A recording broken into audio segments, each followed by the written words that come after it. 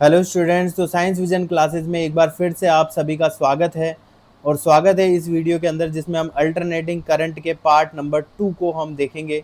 इससे पहले अगर आपने पार्ट नंबर 1 नहीं देखा है तो आप उस पार्ट नंबर 1 को देखिए, क्योंकि उसके अंदर हमने इसके जो स्टार्टिंग के जो बेसिक कॉन्सेप्ट है और उस पर बनने वाले जो क्वेश्चन, टोटल 8 क्वेश्चंस हमने देखे थे। आप स्क्रीन पर देख रहे हैं क्वेश्चन नंबर 8, जो कि हमने उसके लास्ट जो क्वेश्चन है हमारे इसके पार्ट 1 में, उसको में हमने देखा था।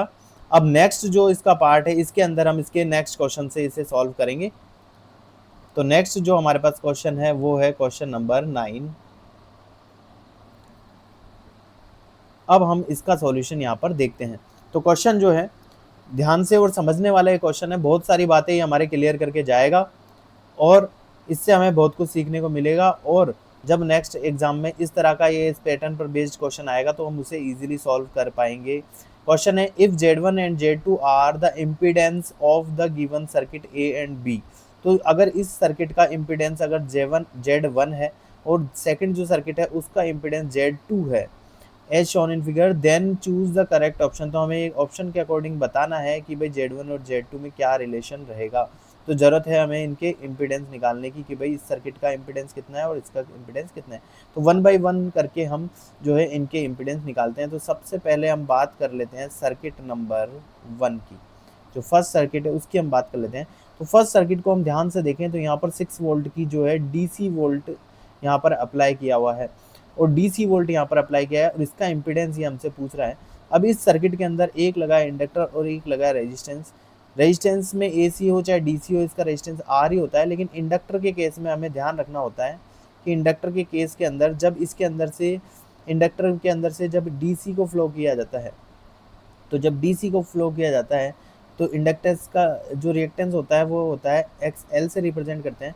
और DC के केस में ये जो है जीरो रेजिस्टेंस शो करता है, यानी DC को इंडक्टर अपने अंदर से इजीली फ्लो होने देता है। जबकि यही अगर AC का केस होता, AC का अगर ये केस होता तो इस समय इसका जो इंडक्टेंस है वो ओमेगा L से गिवन होता। लेकिन यहाँ जो बैटरी है वो DC बैटरी हमें दी गई है। तो DC बैटरी जब हमें दी गई है तो इसका जो लिए जो XL की वैल्यू होगी वो ओमेगा L होगी। आइए इसको हम थोड़ा सा अंडरस्टैंड भी कर लेते हैं। ऐसा क्यों होता है? क्योंकि जब भी किसी इंडक्टर से करंट पास होती है, यहाँ से जब कोई करंट पास होती है, अगर वो AC करंट होगी तो AC करंट जो होता है वो अपनी वैल्यू को जीरो से मैक्सिमम, मैक्सिमम से मिनिमम और फिर जीरो, इस तरह से जो है फ्लक्चुएट करते हुए साइन वेव के अकॉर्डिंग AC जो होती है वो चलती है। ऐसा करने से क्या होगा, तो जब AC इस इंडक्टर से फ्लो होती है जो अपनी वैल्यू को चेंज करती है, तो जब भी करंट इस वायर से फ्लो होगा तो अपने चारों ओर मैग्नेटिक फील्ड को डेवलप करता है। इस तरह से कुछ फील्ड लाइन्स इसके चारों ओर बनती है। तो फील्ड लाइन जब इसके चारों ओर बनेगी तो वो फील्ड लाइन्स इस कोइल के अंदर से जाती है। तो AC करंट चेंज होने की वजह से ये जो नंबर ऑफ फील्ड लाइन्स है वो भी चेंज होती है, जो कि जीरो से मैक्सिमम, मैक्सिमम से जीरो। तो नंबर ऑफ फील्ड लाइन्स यहाँ जब चेंज होती है तो इसमें जनरेट होता है कोइल में EMF। और EMF हमेशा ऐसा जनरेट होता है, वो अपोज करता है उसका जिससे वो जनरेट हुआ है। यानी कि इसमें जो फ्लक्चुएटिंग करंट आगे फ्लो हो रही थी उसी का वो अपोज करेगा, अपोजिट डायरेक्शन के अंदर फोर्स यहाँ अप्लाई करेगा और इस अपोजिट फोर्स को हम रेजिस्टेंस बोलते हैं, रिएक्टेंस बोलते हैं। और वो एक्सेल जो है ओमेगा L से गिवन होता है। लेकिन जब इसी इंडक्टर से DC करंट फ्लो होती है, तो जब इसी से DC करंट फ्लो होती है तो DC करंट की जो वैल्यू है वो करंट की वैल्यू कांस्टेंट होती है। और कांस्टेंट होने की वजह से जो इसमें फील्ड लाइंस बनेगी, वो अगर 10 फील्ड लाइंस इसके अंदर से जा रही है तो कांस्टेंट करंट फ्लो होने की वजह से कंटिन्यूसली 10 फील्ड लाइंस ही इसके अंदर से जाएगी।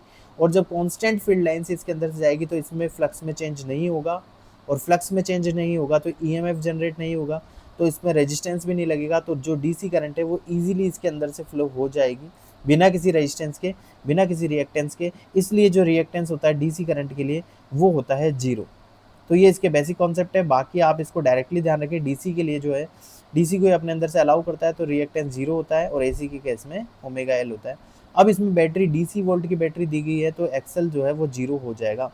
तो इसके जब हम बात करें कि भाई इसका जो है टोटल इम्पीडेंस Z है वो कितना होगा, तो वैसे L और R के केस में इम्पीडेंस होता है R का स्क्वायर प्लस XL का स्क्वायर। तो सिंपली हम रख दें, फर्स्ट केस सर्किट की बात कर रहे हैं तो Z1 जो है वो आ जाएगा रूट में R का स्क्वायर। R इसमें जो कनेक्टेड है वो 10 ओम है, तो इस तरह से हो जाएगा 10 का स्क्वायर प्लस XL। तो DC बैटरी की वजह से जो XL है, रिएक्टेंस है वो 0 है, तो 0 का स्क्वायर। तो इस तरह से जो ये 10 ओम हमारे आ जाएगा आंसर Z1 का। तो Z1 जो है यानी फर्स्ट सर्किट के लिए जो इम्पीडेंस है वो हमने निकाल लिया 10 ओम।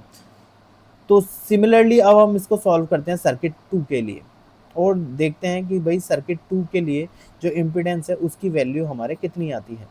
तो यहाँ पर भी अब यहाँ पर हम देखें, यहाँ पर जो बैटरी है वो AC बैटरी हमें दी गई है। अब AC बैटरी के लिए AC बैटरी दी गई है, तो AC बैटरी और यहाँ पर कैपेसिटर है, कैपेसिटर बिल्कुल AC में ही वर्क करता है। कैपेसिटर के लिए अगर हम बात करें तो XC जो रिएक्टेंस होता है, क्योंकि यहाँ कैपेसिटर कनेक्ट है तो XC है और XC इजिकल टू होता है 1/ओमेगा C। तो यहाँ से हम इसकी वैल्यू निकाले 1/ओमेगा को हम रख सकते हैं 2πf/C।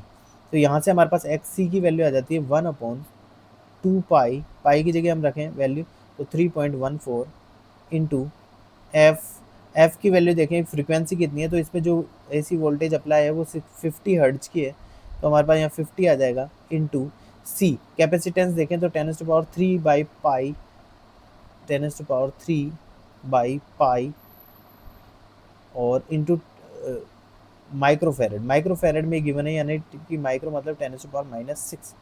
तो यहाँ जो हमने पाई की वैल्यू रखी थी तो उससे ये पाई की वैल्यू रख के या सिंपल पाई से पाई हम जो है यहाँ कैंसिल आउट कर सकते हैं। 50 और 2 को जब मल्टीप्लाई करेंगे तो ये हमारे पास 100 हो जाएगा 1/100 और 10⁻³ और 6 को ये तो -3 आएगा और ऊपर जा करके ये हो जाएगा +3 और ये 10⁻² से कैंसिल होगा तो 10, तो ये हमारे पास 10 जो है वो आ जाएगा। तो XC इजिकल टू हमारे पास आ गया 10 ओम। इस तरह से हमारे पास XC की वैल्यू जब आ गई तो हम इसका इम्पीडेंस भी निकाल सकते हैं Z2, वो होगा R² + XC का स्क्वायर। तो R जो यहाँ रेजिस्टेंस है वो भी 10 ओम का कनेक्टेड है, तो सेकंड सर्किट में तो 10 का स्क्वायर हम कर देंगे प्लस XC वो भी 10 है तो 10 का स्क्वायर। तो इस तरह से ये 100 + 100 200 हमारे पास आ जाएगा, जिसमें से 200 का रूट करेंगे तो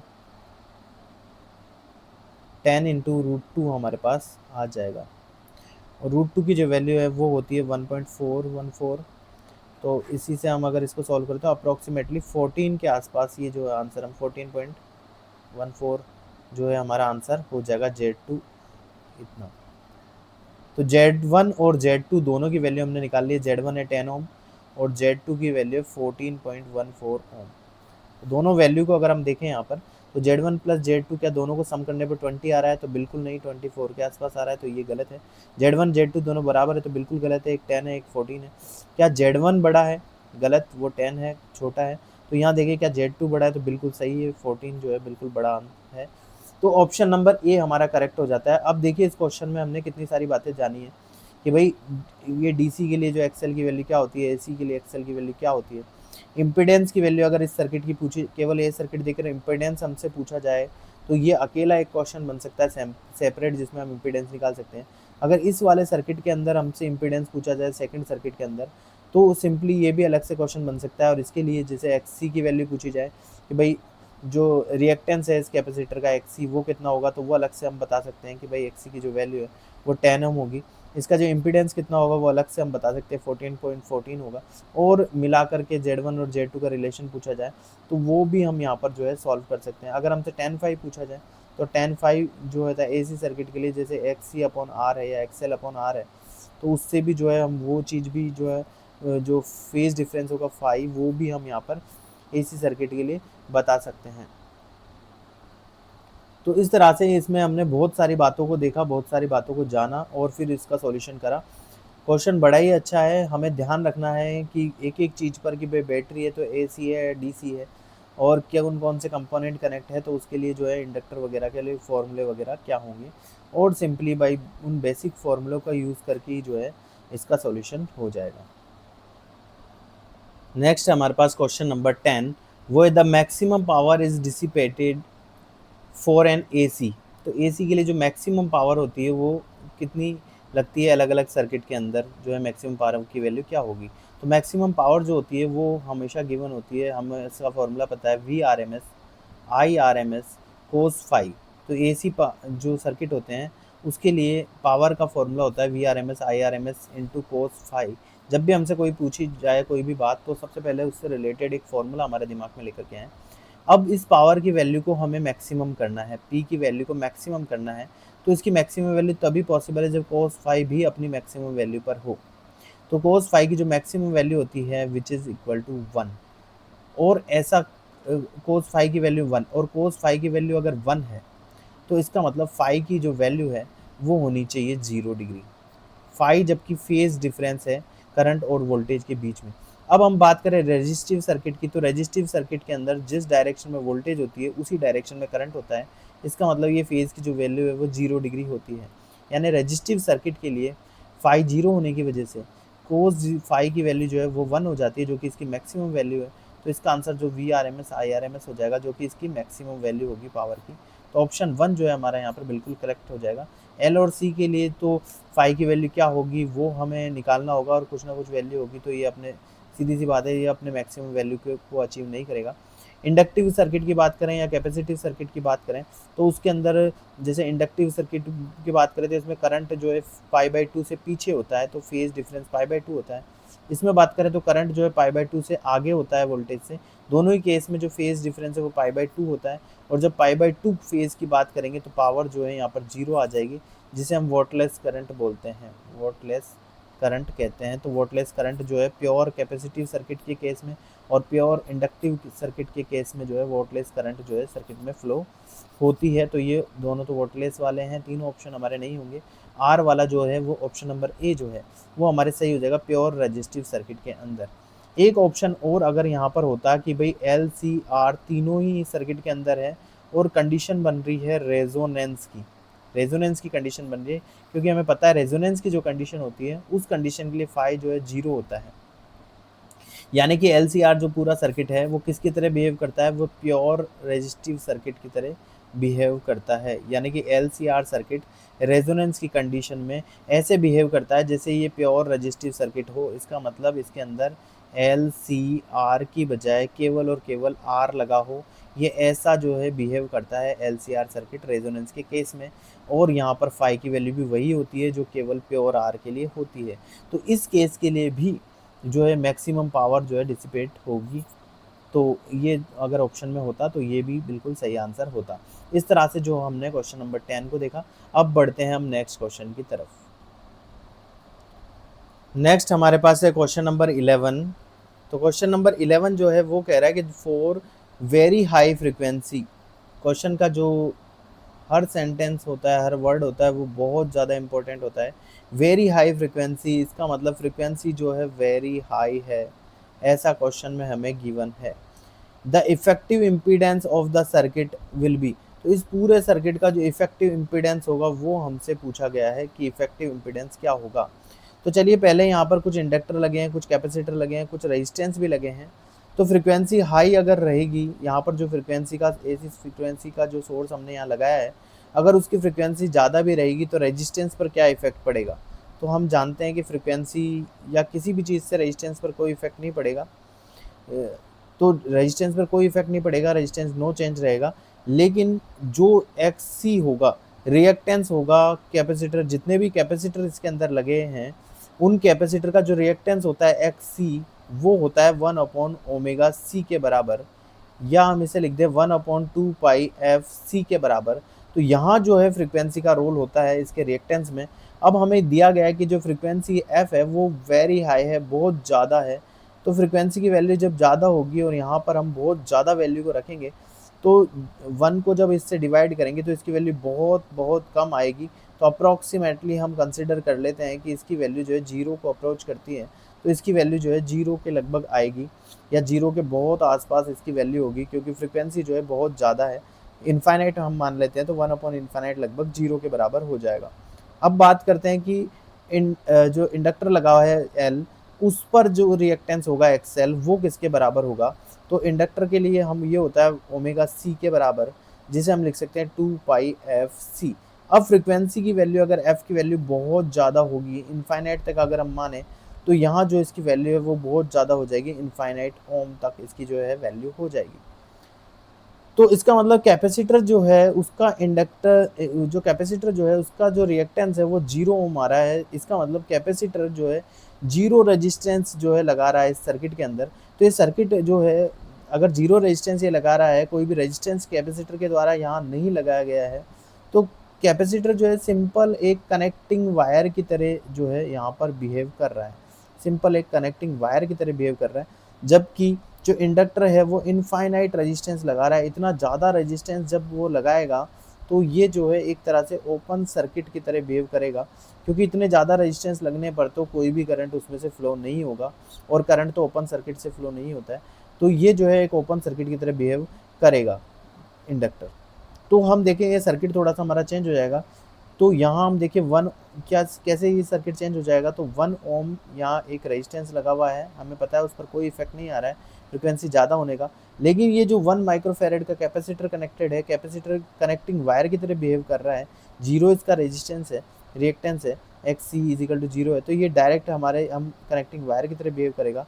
ऐसे ही जो ये 2 माइक्रोफेरेड का कैपेसिटर है ये भी कनेक्टिंग वायर की तरह बिहेव करेगा। इनको हम डायरेक्टली कनेक्ट कर देंगे। हम यहाँ देखें तो ये जो इंडक्टर है, इंडक्टर जो है हमारे ओपन सर्किट की तरह बिहेव कर रहा है। अब हमने एल के लिए देखा तो एल जो है एक्सएल की वैल्यू वो बहुत ज़्यादा है, इतना ज़्यादा कि कोई करंट फ्लो ना हो, तो ये ओपन सर्किट की तरह बिहेव करेगा। तो यहाँ जो इंडक्टर है ये एक ओपन सर्किट की तरह बिहेव करेगा, और ये रेजिस्टेंस जो है वो रेजिस्टेंस हमारा जितनी भी वैल्यू का है उतनी वैल्यू रेजिस्टेंस यहाँ पर दिखाएगा। यहाँ आगे फिर से इंडक्टर है तो ये ओपन सर्किट की तरह बिहेव करेगा, और यहाँ पर जो ये 2 ओम है तो ये बिल्कुल 2 ओम जैसा है, उतना ही रेजिस्टेंस यहाँ पर लगाएगा। आगे जो हमारा सर्किट है वो कुछ इस तरह का है, तो हमने ये इसे पूरी तरह से कनेक्ट कर लिया। तो ये जो सर्किट है वो हमारा थोड़ा इस तरह से चेंज हो जाएगा, जैसा क्वेश्चन में दिया है कि भाई इसकी फ्रीक्वेंसी बहुत ज़्यादा है, तो उस केस में एक्सएल और एक्सी यानी कैपेसिटर और इंडक्टर का क्या होगा वो चीज़ हमने इस डायग्राम में चेंज कर दी। तो अब हम यहाँ करंट को देखें तो करंट जब भी इसमें से फ्लो होगा तो यहाँ से जब करंट चलेगा, यहाँ आने के बाद इसके बाद 2 रास्ते हैं, जिसमें से एक ये ओपन सर्किट होने की वजह से करंट इस रास्ते से नहीं जाएगा, तो करंट फ्लो होता हुआ इस रास्ते से जाएगा, तो करंट यहाँ से फ्लो होगा। यहाँ से आने के बाद आगे फिर से ओपन सर्किट होने के कारण करंट वहाँ नहीं जाएगा, तो करंट नीचे की तरफ आएगा, और यहाँ जाने के बाद इस तरफ ओपन सर्किट है तो करंट आगे की तरफ मूव करेगा, और 2 ओम से होता हुआ ऊपर भी ओपन सर्किट है यहाँ से होता हुआ, और करंट जो है फिर से बैटरी ये जो हमारा एसी सोर्स है यहाँ तक पहुँचेगा। तो करंट जो है वो का रास्ता जो होगा वो कुछ इस तरह से होगा। तो यहाँ पर जब हम इम्पीडेंस की बात करें कि भाई टोटल इम्पीडेंस कितना होगा, तो इस पूरे रास्ते के अंदर जो हमें रेजिस्टेंस मिले हैं वो एक तो ये है जो कि 1 ओम का है, और ये एक रेजिस्टेंस मिला जो कि 2 ओम का है, और ये सर्किट पूरा कंप्लीट हो गया है। तो 1 ohm plus 2 ohm equal to 3 ohm जो है इसका इम्पीडेंस हो जाएगा। तो ये हमारा जो है बिल्कुल करेक्ट आंसर हो जाएगा, लेकिन ऐसा तभी संभव है जब इसकी फ्रिक्वेंसी जो है वेरी हाई हो। तो इस तरह से जो है सिंपली ये क्वेश्चन सॉल्व हो जाएगा, ये बात हमें ध्यान में रखनी पड़ेगी। तो नेक्स्ट हमारे पास जो क्वेश्चन नंबर 12 है वो है a 12 volt 60 watt lamp is connected to the secondary of a step down transformer. एक हमारे पास स्टेप डाउन ट्रांसफार्मर है, उस स्टेप डाउन ट्रांसफार्मर के सेकेंडरी में 12 वोल्ट और 60 वॉट का एक लैंप यहाँ कनेक्टेड है। Whose primary is connected to AC main. इसका जो प्राइमरी सर्किट है वो एसी मेन से कनेक्टेड है, यानी 220 वोल्ट जो हमारे घरों में एसी आती है उतने वोल्ट से कनेक्टेड है। Assuming the transformer to be ideal, transformer को आइडियल हमें अज्यूम करना है। What is the current in the primary winding, तो प्राइमरी जो सर्किट है उसके अंदर करंट जो होगा उसकी वैल्यू हमसे पूछी गई है कितनी होगी। हमें पता है कि जो ट्रांसफार्मर आइडियल होते हैं, आइडियल का मतलब होता है जितनी पावर उसके इनपुट सर्किट के अंदर होती है सेम पावर ही जो है प्राइमरी सर्किट से सेकेंडरी सर्किट में ट्रांसफ़र की जाती है। तो हमें यहाँ पावर दी गई है कि पावर जो इसकी है वो 60 वोट, पावर इन जो होता है आइडियल केस में वो पावर आउट के बराबर होता है। तो पावर जो आउट हो रही है वो 60 वोट है, और पावर इन जो है पावर को हम V इंटू आई से लिख सकते हैं, तो V आई हम लिख सकते हैं। तो ये प्राइमरी इनपुट वाले टर्मिनल की बात कर रहे हैं तो दोनों प्राइमरी सर्किट के हो गए। तो प्राइमरी सर्किट के ही वोल्टेज, प्राइमरी सर्किट की ही पावर, सॉरी करंट, तो प्राइमरी सर्किट की वोल्टेज प्राइमरी सर्किट का करंट जो मल्टीपल होकर पावर होगा, तो पावर जो है 60 वोट जो कि आउटपुट की पावर है उसके बराबर होगा। इसे हम VS इंटू सेकेंडरी में भी V और I दोनों सेकेंडरी कोइल के हों इससे भी लिख सकते हैं। पर हमें इनपुट में करंट की वैल्यू पूछी गई है, तो हम इस इक्वेशन का यूज़ कर लेंगे। तो प्राइमरी सर्किट में वोल्टेज, तो वोल्टेज प्राइमरी सर्किट में जो है 220 है। प्राइमरी सर्किट में करंट वो हमें निकालनी है, और पावर जो कि 60 वोल्ट हमें गिवन है। तो इस तरह से IP की वैल्यू निकालेंगे तो 60/220 आ जाएगा, या 0 से 0 कैंसिल, 6/22 आ जाएगा। और जब इसको डिवाइड करेंगे तो 0.60 हो जाएगा, और इसको डिवाइड करेंगे तो 0.2 करके और हम 7 ये हमारे आ जाएगा। तो हम ऑप्शन में देखें तो ऑप्शन डी जो है हमारा बिल्कुल करेक्ट आंसर यहाँ पर हो जाएगा। तो इस तरह से जो है सिंपली हम सिंपल मेथड यूज़ करके आइडियल ट्रांसफार्मर का power in equal to power out और इस क्वेश्चन का सॉल्यूशन हम कर लेंगे। तो नेक्स्ट हमारे पास जो क्वेश्चन है वो है क्वेश्चन नंबर 13। तो 13 जो क्वेश्चन है वो है an AC source is connected to a capacitor C। एक कैपेसिटर है जिससे कि एक AC सोर्स जो है कनेक्टेड है due to decrease in its operating frequency, और इसकी जो फ्रिक्वेंसी है AC सोर्स की उसको डिक्रीज किया गया है, यानी कि उसको जो है कम किया गया है। तो हमसे ये बातें जो है डिस्प्लेसमेंट करंट के बारे में और कैपेसिटिव रिएक्टेंस के बारे में हमसे पूछी गई है। तो सबसे पहले हम इसका कैपेसिटिव रिएक्टेंस निकाल लेते हैं, क्योंकि कैपेसिटर के केस में 1/ωc के बराबर होता है, जिसे हम 1/2πfc भी लिख सकते हैं। अब हमसे कहा गया है कि ये जो फ्रीक्वेंसी है उसे डिक्रीज़ किया गया है, यानी कि इस f की वैल्यू को जो है डिक्रीज़ किया गया है, कम किया गया है। और इसकी वैल्यू को जब हम डिक्रीज़ करेंगे तो डिनोमिनेटर में जो ये वैल्यू आ रही है उसकी वैल्यू कम होने की वजह से यहाँ जो XC है उसकी वैल्यू क्या हो जाएगी, इंक्रीज़ हो जाएगी। तो XC को हम बोलते हैं रिएक्टेंस ऑफ कैपेसिटिव या कैपेसिटिव सर्किट या कैपेसिटिव रिएक्टेंस हम कहते हैं। तो हम कैपेसिटिव रिएक्टेंस रिमेन कांस्टेंट, तो बिल्कुल गलत बात है, इसमें इंक्रीज़ हुआ है। कैपेसिटिव रिएक्टेंस डिक्रीजेज, तो ये भी गलत बात है, कैपेसिटिव रिएक्टेंस जो है इंक्रीज़ हुआ है। अब हम जो है डिस्प्लेसमेंट करंट जो होगा या डायरेक्ट करंट जो होगा उसकी वैल्यू हम यहाँ पर निकालें, कंडक्टिव करंट की वैल्यू निकालेंगे तो, या डिस्प्लेसमेंट करंट की वैल्यू। तो डिस्प्लेसमेंट और कंडक्टिव करंट जो है सेम रहेंगे, क्योंकि यहाँ जितना करंट फ्लो होगा, जितना चार्ज फ्लो होगा, तो इसके बीच में जाने वाले चार्ज कंजर्वेशन से उतना ही चार्ज रहेगा। इसके बीच में फ्लो होने वाले को हम डिस्प्लेसमेंट करंट बोलते हैं, और यहाँ जो फ्लो होता है उसे कंडक्टिव करंट बोलते हैं। ये दोनों की जो वैल्यू है वो सेम ही रहेगी इस केस में। तो ID इजिकल टू IC होगा। तो हमसे डिस्प्लेसमेंट करंट पूछा गया है, ID या IC कहें या सिंपल हम करंट ही कहें इसमें फ्लो होने वाला। तो I इजिकल टू होता है V/R, जितना वोल्टेज इस पर सप्लाई करा है, और अपॉन जो भी इसका R है, रिएक्टेंस है, तो वो, तो कैपेसिटर के केस में रिएक्टेंस होता है XC। तो ये जो करंट की वैल्यू होगी हमें पता है, यहाँ जो एक XC की वैल्यू है वो XC की वैल्यू जो है हमने देखी है कि XC की वैल्यू यहाँ पर इंक्रीज़ हुई है। F की वैल्यू डिक्रीज़ होने से XC की वैल्यू जो है इंक्रीज़ हुई है। इसका मतलब ये जो करंट होगा उसकी वैल्यू डिक्रीज़ हो जाएगी। तो डिस्प्लेसमेंट करंट जो होगा वो डिक्रीज़ होगा। बिल्कुल सही है ऑप्शन नंबर बी। जबकि यहाँ कहा गया है कि डिस्प्लेसमेंट करंट इंक्रीज़ होगा, तो ये भी गलत जवाब है। तो इस तरह से जो है इस क्वेश्चन का सॉल्यूशन हो जाएगा। अगर इसमें हमसे और भी बातें जो है हमने सॉल्यूशन इसका करा है, हर चीज़ को समझा है कि XC की वैल्यू कैसे वेरी करेगी, और ये अगर XC की बजाय यहाँ पर C कैपेसिटर की बजाय यहाँ कोई इंडक्टर लगा होता तो उसके लिए जो XL होता है वो ωL होता है या 2πfL होता है। तो फिर फ्रिक्वेंसी की वैल्यू बढ़ेगी तो यहाँ पर XL की वैल्यू भी बढ़ेगी। तो करंट की वैल्यू जब निकालेंगे तो इसकी वैल्यू बढ़ने की वजह से करंट की वैल्यू डिक्रीज़ हो जाएगी। तो ये किस केस के लिए, जब फ्रिक्वेंसी की वैल्यू ज़्यादा हो। अगर इस केस के लिए सॉल्व करेंगे तो अकॉर्डिंग टू दिस जो है जो भी होगा इनके जो फॉर्मूले के अकॉर्डिंग सॉल्व हो जाएगा। तो नेक्स्ट हमारे पास है क्वेश्चन नंबर 14, वो है the magnetic energy stored in an inductor of inductance उसकी गिवन है और कैरिंग है करंट, और करंट हमें गिवन है। तो हमें एनर्जी स्टोर्ड इन इंडक्टर निकालनी है। तो इंडक्टर के अंदर, किसी भी इंडक्टर के अंदर जो एनर्जी स्टोर्ड होती है उसका फॉर्मूला होता है ½LI²। Direct formula based question है, डायरेक्टली सॉल्व हो जाएगा। L जो इंडक्टेंस है वो 4 माइक्रो हेनरी 10⁻⁻⁶ हेनरी हो गया। I का स्क्वायर, I करंट है तो 2 का स्क्वायर हमारे पास आ जाएगा, तो 2 का स्क्वायर 4 हो जाएगा। 4 × 4 यहाँ पर 16 हो जाएगा। 16/2 करेंगे तो 8 हो जाएगा। तो 8 × 10⁻⁶ जूल जो है एनर्जी आ जाएगी, या इसे हम 8 माइक्रो जूल भी कह सकते हैं। तो इस तरह से ऑप्शन नंबर जो C है वो हमारा यहाँ पर करेक्ट ऑप्शन हो जाएगा। तो नेक्स्ट हमारे जो क्वेश्चन नंबर 15 है वो 2 स्टेटमेंट हमें गिवन है, उसके अकॉर्डिंग हमें आंसर करना है। तो वो है in an AC circuit the current through a capacitor leads the voltage across it. तो किसी इन AC circuit the current through capacitor हमें यहाँ गिवन है, कैपेसिटर के लिए यहाँ बात हो रही है।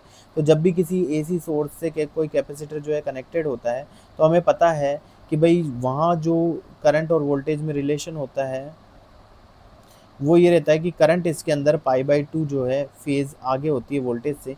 ये डायरेक्टली हम ध्यान रखें कि भाई हमें एक L और C, जो L लगा होता है, इंडक्टर लगा होता है, और जो एक कैपेसिटर होता है C, इन दोनों के लिए हम एक बात ध्यान रख लें कि L में कोई भी एक बात ध्यान रख लें कि L के अंदर जो करंट होती है वो π/2 करंट जो होती है वो π/2 पीछे होती है, π/2 बैक होती है करंट। तो करंट अगर π/2 बैक होती है तो वोल्टेज जो है वो लीड करेगी करंट को, वोल्टेज लीड्स करंट बाई π/2। तो इसके अंदर जब हम डायग्राम बनाएंगे तो इसमें जो वोल्टेज लीड करती है तो वोल्टेज आगे होती है जबकि करंट पीछे होता है, और दोनों में जो फेज डिफरेंस है वो π/2 का रहता है। यही बात हम सी के लिए करें तो जस्ट इसका उल्टा होता है कि इसमें करंट जो होती है π/2 लीड करती है वोल्टेज को, जबकि वोल्टेज जो है वो π/2 जो है बैक रहती है। तो इसमें अगर हम ग्राफ बनाएं तो यहाँ करंट और वोल्टेज का जो ग्राफ है उसमें π/2 बैक आ जाता है। अब इतनी सारी बातें ध्यान रखने के बजाय हमें एक बात ध्यान रखनी है कि L में जो करंट है वो π/2 बैक रहती है, क्योंकि अगर इसमें π/2 बैक रहेगी तो C के अंदर जो करंट है वो π/2 लीड करेगी, क्योंकि इसका अपोजिट है। L और C दोनों अपोजिट है, सेम नहीं है दोनों के अंदर। और करंट अगर इसमें π/2 बैक है तो इस लीड कौन कर रहा है, वोल्टेज करेगा, और इसमें करंट अगर लीड कर रही है तो बैक कौन रहेगा, वोल्टेज रहेगा। तो सिंपली जो है बाकी बातें हमें ध्यान रह जाएगी। इन चारों में से हमें एक ही बात ध्यान रखनी होती है, आपको जो अच्छा लगे आप वो बात ध्यान रखें। मेरे अकॉर्डिंग देखें तो L के अंदर करंट जो है π/2 बैक रहती है, इस बात को हम ध्यान में रखें। साथ ही जो है इनके ग्राफ भी उसी के अकॉर्डिंग बन जाएंगे जैसा हमने ध्यान रख रखा है। तो अकॉर्डिंग टू इस क्वेश्चन देखिए इसमें दे रखा है कि जो कैपेसिटर होता है उसमें जो है कैपेसिटर की जो voltage leads the voltage across it, current through a capacitor leads the voltage, यानी करंट जो है वो लीड करता है, आगे रहता है वोल्टेज से। तो हम इसमें डायग्राम में देख सकते हैं, सी के लिए देख सकते हैं करंट जो है वो वोल्टेज से लीड करता है, और कितना लीड करता है तो π/2 से लीड करता है। तो इस तरह से जो है ये स्टेटमेंट बिल्कुल सही रहेगा, यानी स्टेटमेंट 1 जो है वो बिल्कुल करेक्ट है। ये भी हमारे हो सकता है, दोनों करेक्ट है तो ये भी हमारे 1 को देख करके ये भी हमारे सही हो सकता है। दोनों इनकरेक्ट है तो 1 तो हमारे करेक्ट है, तो ये कभी नहीं हो सकता। स्टेटमेंट 1 करेक्ट है तो ये भी हमारे हो सकता है। अब हम नेक्स्ट स्टेटमेंट की देखें तो हमारे है in AC circuit containing pure capacitance only. अगर हमारे पास एसी सर्किट में प्योर कैपेसिटर ही कनेक्टेड है, then the phase difference between the current and voltage is, तो इसका फेज डिफरेंस कितना होता है। तो अभी कैपेसिटर के लिए हमने बात करी थी, तो आई और वी के बीच में जो फेज डिफरेंस है वो π/2 का होता है, जबकि इसने बोला पाई का होता है, तो ये बिल्कुल गलत है। तो इस तरह से स्टेटमेंट 2 जो है करेक्ट है तो ये गलत हो जाएगा, स्टेटमेंट 2 करेक्ट है ये भी गलत हो जाएगा। तो ऑप्शन नंबर डी जो है वो स्टेटमेंट 2 तो इनकरेक्ट है जबकि 1 करेक्ट है। तो ऑप्शन डी जो है हमारा बिल्कुल सही आंसर यहाँ पर हो जाएगा। साथ ही साथ हमने ये सारी चीज़ों को समझा है, इसे भी आप अलग से नोट कर लें तो ये हमारे काम आएगी, ताकि इस पर बेस्ड कोई भी क्वेश्चन हो तो हम उसको इजीली सॉल्व कर पाए। तो नेक्स्ट हमारे पास जो क्वेश्चन है क्वेश्चन नंबर 16 है, बड़ा ही इजी ये क्वेश्चन है, केवल समझने की हमें दे रहे। An inductor of inductance 2 milli henry, हमें एक इंडक्टेंस जो जिसकी वैल्यू 2 मिली हेनरी यानी 10⁻³ henry is connected to a 220 volt and 50 hertz AC source, जिसे हमने एक एसी सोर्स से कनेक्ट किया है जिसकी वैल्यू है 220 वोल्ट और उसकी फ्रीक्वेंसी है 50 hertz. Let the inductive reactance in the circuit is x1, और इस केस में इसका इंडक्टिव जो रिएक्टेंस है वो x1 है। तो x1 अगर इसका रिएक्टेंस है तो रिएक्टेंस की जो वैल्यू होती है L, इंडक्टर इसमें लगा हुआ है तो रिएक्टेंस की वैल्यू होती है ओमेगा L, जिसे हम 2πfL भी लिख सकते हैं। तो हो जाएगा 2 × पाई की वैल्यू रख दें यहाँ 3.14 इंटू एफ की वैल्यू यहाँ 50 हर्ट्ज जो है वो हमें गिवन है, और इंटू एल की वैल्यू 2 × 10⁻³ यहाँ पर जो है हमारे पास है। तो उस तरह से सॉल्व करें, जब x1 की वैल्यू निकालें तो ये लगभग 6 तो 6 ये हमारे पास लगभग आ जाएगा, ये हमारे पास आएगा 628 × 10⁻³ ओम, या हम कहें ये x1 इजिकल टू आ जाएगा 0.628 ओम। तो इस तरह से जो है इसका रिएक्टेंस जो होगा इंडक्टिव रिएक्टेंस वो हमारे पास आ गया, x1 की जो वैल्यू है वो आ गई ये। तो इस ऑप्शन के अकॉर्डिंग देखें तो x1 की वैल्यू जो है ये है जो ऑप्शन ए और डी दोनों में से हमारे पास हो सकता है। नेक्स्ट हम बात करें, आगे क्वेश्चन है वो कह रहा है if A 220 volt DC source replace the AC source in the circuit, यदि इस सर्किट के अंदर एसी सोर्स को हटा दें और उसकी बजाय 220 वोल्ट का ही सेम वोल्टेज का डीसी सोर्स लगा दें, डीसी सोर्स हमने लगा दिया है, तो then the inductive reactance x2 है, तो उस केस में जो इंडक्टिव रिएक्टेंस है वो x2 है। अब x2 क्या होगा, तो वही ओमेगा एल होगा, ओमेगा क्या होगा 2 पाई एफ होगा इंटू एल होगा। अब फ्रिक्वेंसी की बात करें, क्योंकि हमने किया क्या है, एसी सोर्स को डीसी से जो रिप्लेस कर दिया है, तो डीसी से रिप्लेस कर देने पर जो इसकी फ्रिक्वेंसी है वो जीरो हो जाएगी, क्योंकि डीसी की कोई फ्रिक्वेंसी नहीं होती, जीरो होती है, तो एफ की वैल्यू जीरो होने की वजह से यहाँ जो x2 है उसकी वैल्यू हमारे पास निकल करके आ जाती है जीरो, तो जो x2 होगा वो 0 ओम हो जाएगा। तो इस तरह से ऑप्शन नंबर डी जो है वो हमारा बिल्कुल करेक्ट आंसर यहाँ पर हो जाएगा। तो अब जो हमारे पास ये जो नेक्स्ट क्वेश्चन है, क्वेश्चन नंबर 17, जो कि आज की इस वीडियो का लास्ट क्वेश्चन है, इसे भी हम यहाँ पर समझते हैं। तो ये हमारे पास है standard filament lamp consumes 100 what, एक फिलामेंट का लैंप जो है वो 100 वॉट को कंज्यूम कर रहा है, यानी कि पावर जो है हमें 100 वोल्ट यहाँ गिवन है। When connected to 200 volt AC main supply, जिसे हमने जो वोल्टेज है एसी की मेन सप्लाई की, वो वोल्टेज जो है 200 वोल्ट सप्लाई किया गया है, तो the peak current through the bulb will be, तो हमें जो पीक वैल्यू होगी करंट की, पीक वैल्यू जो होगी वो फाइंड आउट यहाँ पर करनी है।